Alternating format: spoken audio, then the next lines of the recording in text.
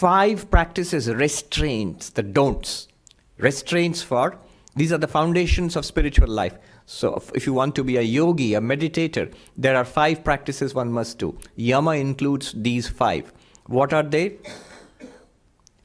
Ahimsa, non-violence. Non-violence. Satya, truth. Now remember, these not to be done means it's not that you have to not do ahimsa. You have to do ahimsa, not do violence. Non-violence is not committing violence. Truth is not telling falsities. So, satyam, truth. Then, brahmacharyam, sense control, basically here, celibacy or avoiding sexual impropriety. So, brahmacharya. Then, aparigraha, non-acceptance of gifts. Aparigraha, we'll see. I can see eyebrows going up. How can you not accept gifts if you are in society? What will happen to, what do they call it? Black Friday or... Black Friday? Yes. So, then we will see. And then the last one is Asteya, non-stealing. So 5 practices. Ahimsa, Satya, Brahmacharya, Aparigraha, Asteya. What do they mean? First of all, non-violence. Non-violence in thought, word, and deed. Again, of course, appropriate to your position in society. Avoidance of violence in thought, word, and deed. If you are a monk, it's an absolute practice. If you are a soldier in society, then it has to be adjusted, moderated that way. But everybody can and should practice non-violence as far as possible. Thought, word, and deed. The Yoga Sutra says, in perfection in non-violence, when the yogi is perfected in non-violence, even animals who are violent towards each other, natural enemies, they will play peacefully in front of such a yogi.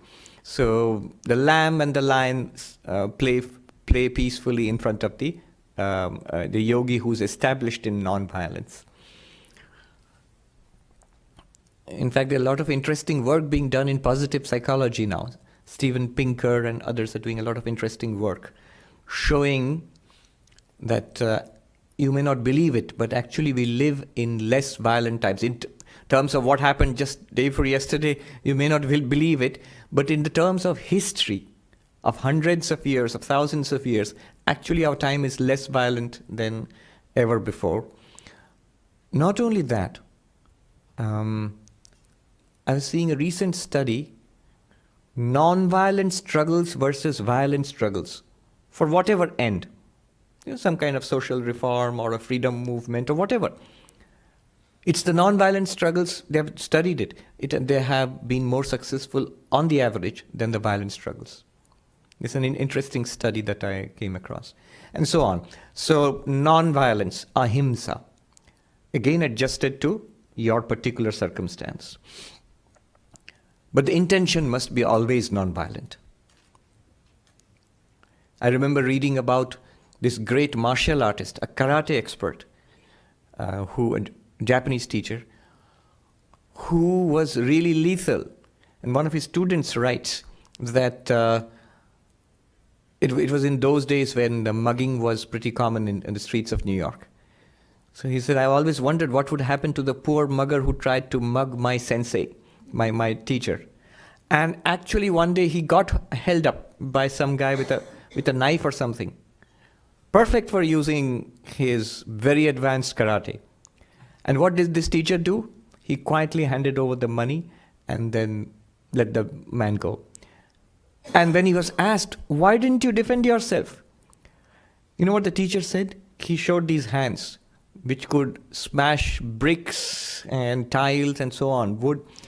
He said, how can I use these on a human being? So that is non-violence. From a position of strength, not from weakness. Non-violence requires strength. Non-violence. Vivekananda was once asked, what should the weak do when oppressed by the strong? And he said, why? Thrash the strong, of course. So non-violence not from a position of weakness, from a position of strength. Then truth, satyam. Now here, what is mentioned here is one should not tell falsities. What is being said, recommended here is not that you should go around telling all sorts of truths to all people all the time. You'll find yourself very unpopular very soon. But nobody has forced you to tell an untruth. So you're a businessman. You don't have to go around telling all your business secrets to everybody because it's the truth. No. But don't tell untruths. Honesty is fundamental. I have earlier told you the story of the yoga teacher whom this man approached and said, "Teach me meditation, Patanjali Yoga." And the yoga teacher said, "Well, all right, there are 8 practices, and the first one is you have to tell the truth, the Yama, you have to tell the truth, and you have to have self-control." And this man said, yeah, I know all that. They taught us all that in kindergarten. Skip that part. Teach me how to sit, how to breathe, how to meditate, the cooler parts later on, the more glamorous parts. And this, his answer, the yoga teacher's answer, it works best in Hindi, I'll tell you and then translate. The teacher said, "Aap Ashtanga yoga sikhoge ya Vikalanga yoga sikhoge?" Are you going to learn 8-limbed yoga or the handicapped yoga, with -2 limbs? The first 2 limbs are moral practices. You want to leave out those moral practices and learn and get the other 6 limbs? Won't work. And the teacher said, "Aap black money par aasan bichha ke dhyan karoge," dhyan hoga in Hindi. You're going to have, black money is undeclared income, stashed away income. You're going to have your stash of, cash, and you're going to put your meditation mat on top of that and sit and meditate. You think you can meditate? You cannot. Truth, honesty. It is said, "Satyam bruyat, priyam bruyat, ma bruyat, satyam apriyam." Tell the truth, tell it sweetly, and don't tell harsh truths. Even if you have to tell harsh truths, there is a way of telling a harsh truth. Somebody in Holy Mother, Ma Sharada, she told one of her disciples who was the habit of, had a sharp tongue, "Why do you speak like that, my child? When you're going to talk to a person who has a defect in the foot maybe, instead of saying, 'How did you become lame?' we say, if you really must say something, how did your foot get that way?" Something softer. There's a sweeter way of putting it. But, if you have to tell a harsh truth, that also can be put in a soft way, in a sweet way, non-hurting way. I like this. Mark Twain, he said, "I have often seen people who claim to be fond of the brutal truth." Mark Twain says, "Well, people who claim to be fond of the brutal truth are more fond of brutality than the truth." Often they are more fond of the brutality than the truth itself. There is a saying, what should you say? "Satyam hitam mitam bruyat, abhisamvadi peshalam." It's a very nice saying in Sanskrit. Tell the truth. Speak that which is beneficial. Hitam means beneficial. Think about it. Is it beneficial? Tell that which is, and speak less. Mitam, limited. And abhisamvadi, that which is universal, not one point of view. That would be the end of all our political pundits and all the talk shows and all of people arguing for this point of view or that point of view and coming to blows. Well, as far as possible, let's say. And peshalam, sweet, gentle. The Hindi translation would be komal, very, very, very soft. One Swami recommended that you should think thrice before uttering words. Before saying something, think it through thrice. Is it true? Is it useful? How can I use the minimum possible words? Is it universal? Is it sweet? Well, even if not 3 times, at least once, one should run it through one's mind. So satyam, truth. Then brahmacharyam, avoiding sexual impropriety. Depending on whether one is committed to a vow of celibacy, a monk, or a householder. For different persons in different stations of life, the vow will be different. But still, Brahmacharya, Swami Vivekananda said that the chaste brain is tremendously powerful. A lot of energy is wasted otherwise. So in spiritual life, power comes from sense control, from chastity. So Brahmacharya has been recommended to whatever extent your position in life allows you. Brahmacharya. Then aparigraha, not accepting gifts. That might seem a strange one, but actually accepting gifts. Remember, we are going to meditate. So the mind has to be, it's going to be very refined and delicate. We have to talk about subtleties here. Accepting gifts opens you to obligations. You automatically feel the need to give back. You may not think so, but if you are in advertising, in sales, you know that it is so. One of the principles of sales is the reflex, reflex to give back, reciprocation reflex. Anybody in sales, they know it. That's why a salesman will first come and say, they won't say, buy this. They'll come knock at your door and say, I want to give you a gift. It'll be something simple, small, not very expensive. The moment you accept the gift, the next step will be, not buy this. Can I speak to you about this product? And immediately you feel softened that you've accepted something. So what's the harm in listening to him? You don't normally take a gift and slam the door and thank you very much and goodbye. You are softened. So giving back, you are immediately under obligation. Your mind is affected. Further, Swami Vivekananda clearly mentions, it's understood in yoga, the evil tendencies of the giver's mind also enters our own minds. There's a story about Swami Premeshananda, who was a disciple of the Holy Mother, a very revered monk of our order.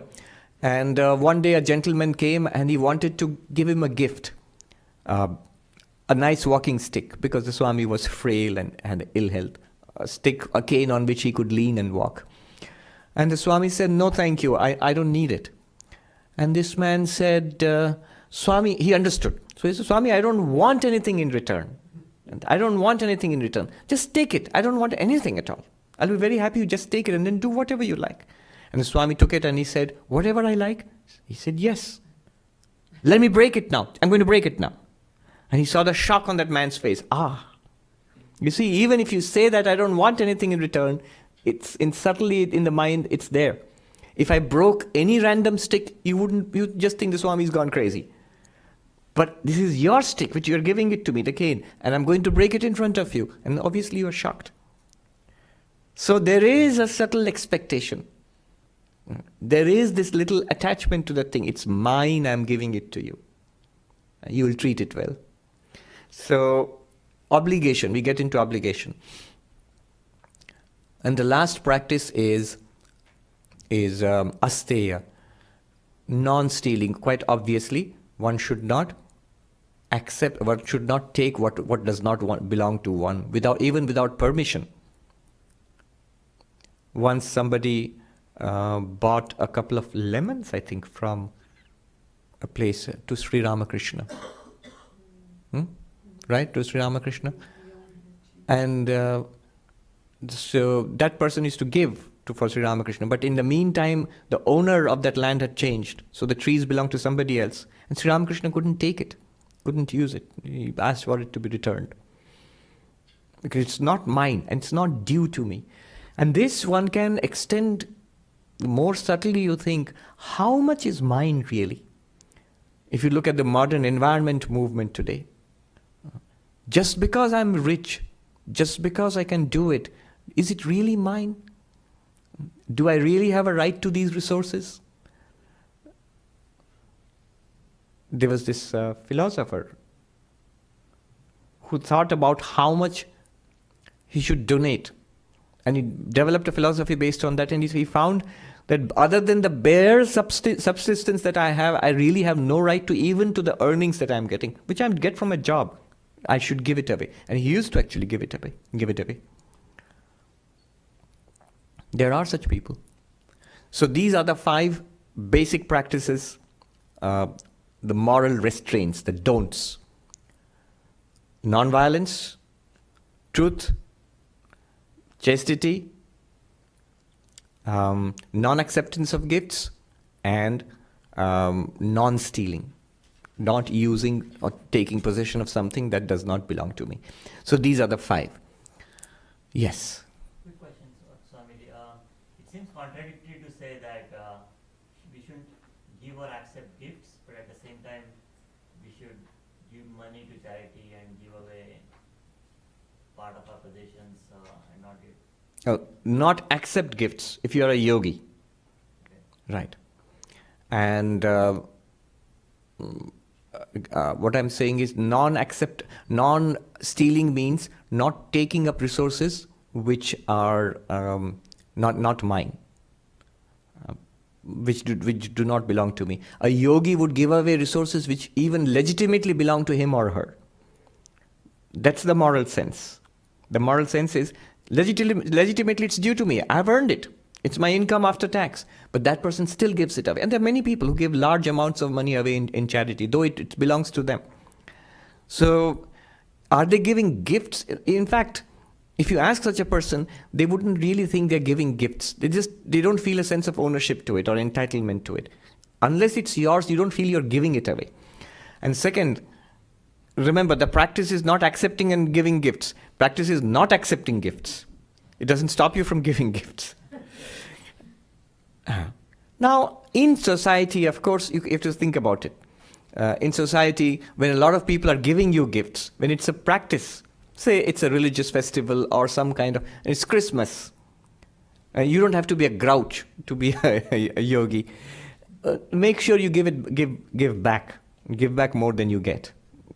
Some such thing, so that your mind is not affected by it. I leave it to each individual to think. But these are the basic practices.